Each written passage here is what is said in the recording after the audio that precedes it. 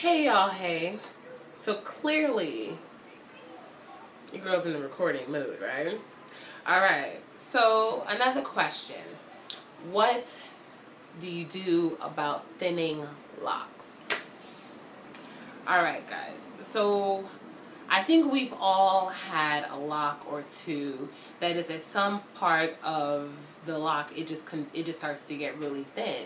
Now, for me, if you can't get to your loctician and can't have your loctician repair it, if you are a self retightener and you know how to repair it, I mean definitely you want to repair it right away. If you can't, I'm the type of person that would cut it off. Reason being is I would cut it, one, either have them reattach it, or two, just I'd rather cut it off before it continues to thin too high to my lock, like to my root, excuse me. So it's like, let's say for instance, this lock was, I don't know why I keep grabbing this lock and all of mine. Really? Alright, so let's say like this lock here was thinning, let's say right here around this section where my thumb and pointer finger are. If it was thinning, it was, what is going on with Brittany today? If it was thinning right here, like right here, right? I would definitely cut it. If it can't be fixed, if there are holes in your lock, sometimes there are different reasons why it may be thinning. It could be stress. It could be, are you pulling your hair too much? It could be what you're eating. It could be a lot. And it also could kind of be your loctician. No shade. You could have holes in your locks. It could have been something that you did. I mean, I don't know. There's so many different variations and variables, excuse me, as to why your locks may be thinning. But to me, I would cut it. Because I'd rather it be thin here than to continue to be thin and thin to the point where like you end up losing all of this as a lock. I mean, if you have a bomb-ass loctician, chances are, she can reattach it. She or he, excuse me. Sorry, fellas. Chances are she or he can reattach it for you. So, I mean, definitely do that. So this way you still have your lock and you don't have to worry about that thinning part.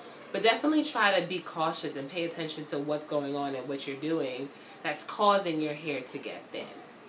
Like, for real, for real. Like, you want to make sure you're paying attention.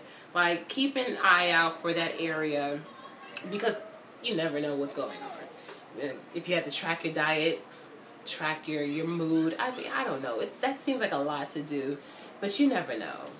Little minute things can play such a big deal because I think our hair and our skin, like what we're feeling and what we're eating inside, it shows here and here. Like, you ever notice how sometimes your hair doesn't have enough sheen, it's not bright enough? It could be what you're eating or what you're not eating. You ever thought about that? I might be annoying somebody, y'all. Y'all better stick with your girl. Yes. But, because my honest thought about locks and about hair, it's just hair. It will grow back. If many of you that are watching my videos that have sister locks, honestly, if you hid one of them, you think you can tell where it was missing? You think anybody could notice, like if you were to cut a lock or something, that where one was cut? I mean, for some of the newbies, you might be able to tell more because yes, you have more spaces because your hair hasn't, it hasn't gotten full, it hasn't matured as yet. But it's just hair; it'll grow back. I mean, that's how I view it.